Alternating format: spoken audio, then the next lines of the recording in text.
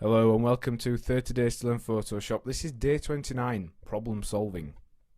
My name's Ben Gribbin, and in today's lesson we're going to try and preempt any errors and alerts you might run into in your day-to-day use of Photoshop, and we'll look at how you can solve them. So let's go ahead and switch over to Photoshop and try and make it make errors.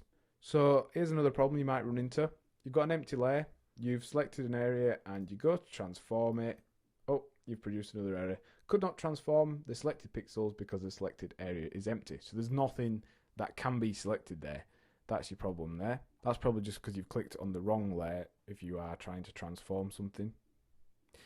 The Photoshop cursor bug. Now, I can't really duplicate this, but sometimes the cursor will just remain on a certain tool or it won't work for whatever reason.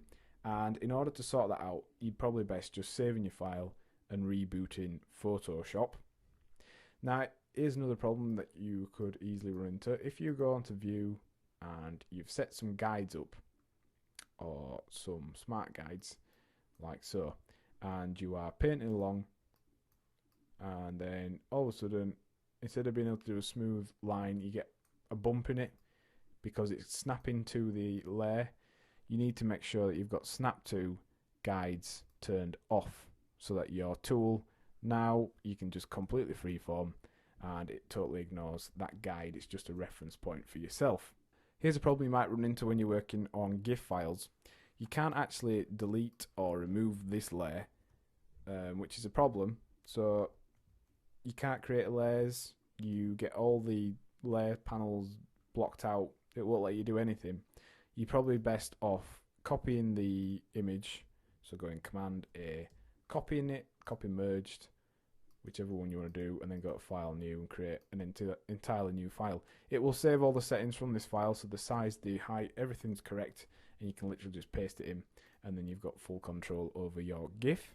Another error that we can't really produce is sometimes the type tool it's got some sort of bug in it, very rarely, but it will do occasionally, produce an alert that says, unfortunately, the type tool is unable to work due to some random program error.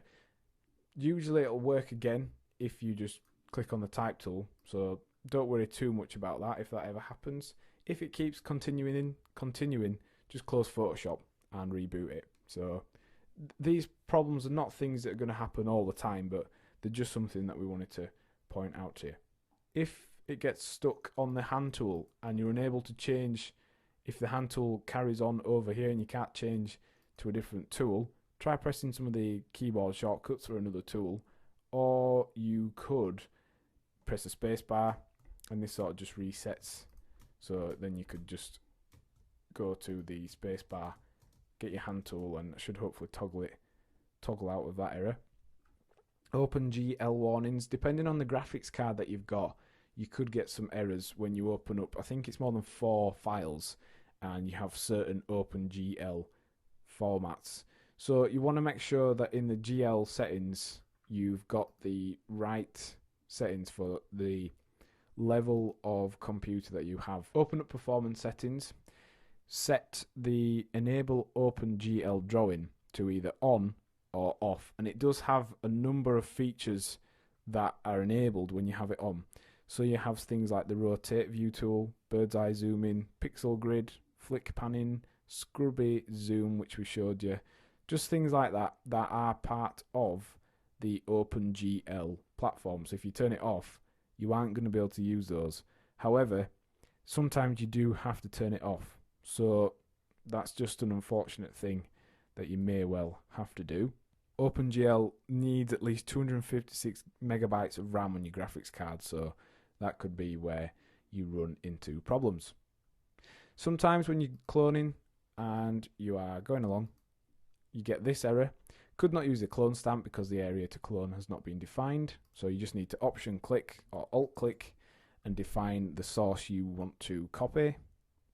So your last option for completely swiping Photoshop to its factory settings is, not surprisingly, not to uninstall it, but actually it's got a settings file which is generated when you create a new installation of it. So for PC users, all you need to do is press Ctrl Shift and Alt whilst opening up Photoshop. So press those down, then open up Photoshop. That should delete your settings file. For Mac users, all you need to do is hold down Shift Command and Option, and whilst holding those down, open up Photoshop, and that will swipe your settings file and hopefully solve any problems that you have. So that's kind of your final option. And if that doesn't work, totally delete Photoshop, uninstall it, and do a complete fresh install. So what have we learned in today's lesson? Well, we've looked at the causes of common alerts and errors in Photoshop. And our task for the lesson is to remember these tips when we're using Photoshop to be able to avoid any problems we could run into. Next time on 30 Days to Learn Photoshop, we'll be looking at shortcuts and performance. Thanks for listening.